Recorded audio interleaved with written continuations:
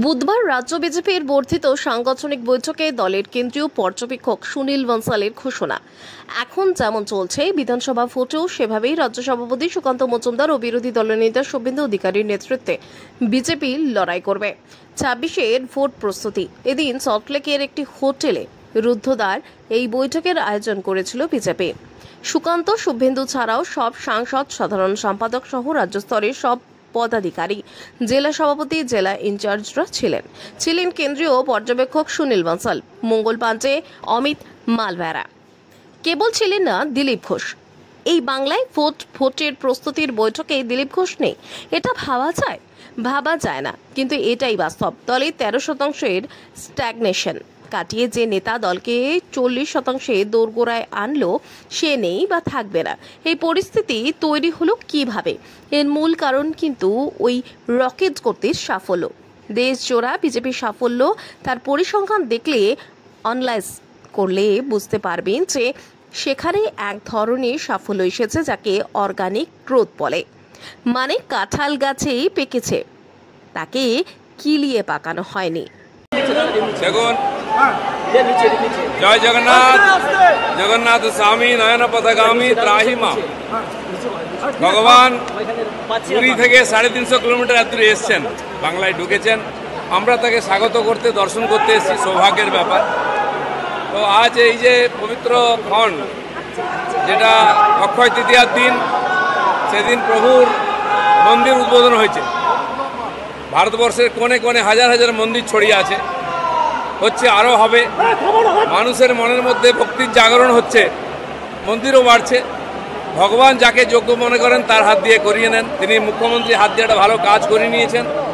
আমরা ভগবানকে দর্শন করার সুযোগ পেয়েছি, আমি সেই সুযোগটা ছাড়িয়ে নিয়ে এসেছি। কোনো রাজনীতিক কথা বলতে আসিনি, আমার বন্ধু পাশে আছে, মন্ত্রী। ভগবানের বিরোধিতা কেউ করতে পারে না। কেউ রামচন্দ্রের বিরোধিতা করেছিল, যে যার ভক্তি অনুযায়ী করবে। ভগবানের সঙ্গে ঝগড়াও নেই, বিরোধিতাও নেই।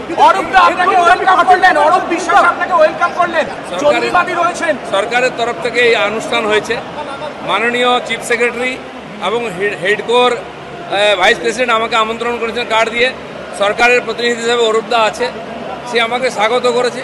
আমার পুরনো বন্ধু, বাইরে করে নেবো তার সঙ্গে। দেখা করবেন মুখ্যমন্ত্রী কিছুক্ষণ আগে ফিরে এসেছেন, দেখা করবেন মুখ্যমন্ত্রীর সঙ্গে। উনি যদি ডাকেন যাবো, উনি আমাদের মুখিয়া, ওনার হাত দিয়ে মন্দির প্রতিষ্ঠা হয়েছে। আচ্ছা দিলীপ দা, এই যে আপনি এলেন, এই স্বাগত, এরপর পার্টি যদি আপনাকে ফোকাস করে বা সাইড করে কি করবেন, কি বলবেন? এখানে আমি পার্টি করতে আসিনি, আমি ভগবানের কাছে এসেছি। এখানে পার্টি নাই। যারা বুঝতে পারবে না, ভগবান তাকে সুবুদ্ধি দিক। হিন্দু মুসলিম নিয়ে যা চলছে,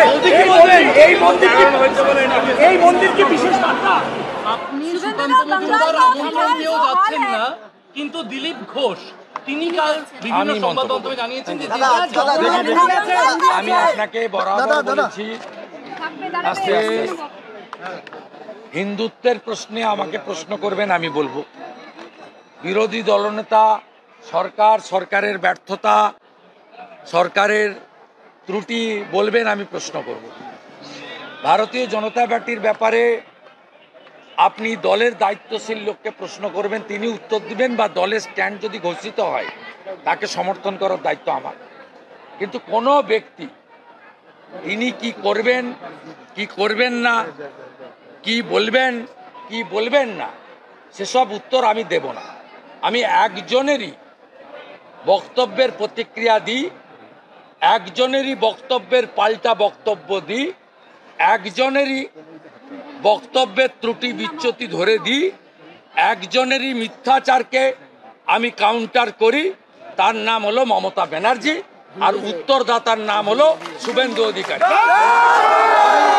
আমি আর কারোর ব্যক্তিগত বিষয়, তার মন্তব্য, তার চলার ধরন, তার কাজের ধরন, প্রেম প্রীতি ভালোবাসা, রাগ বিরহ দহন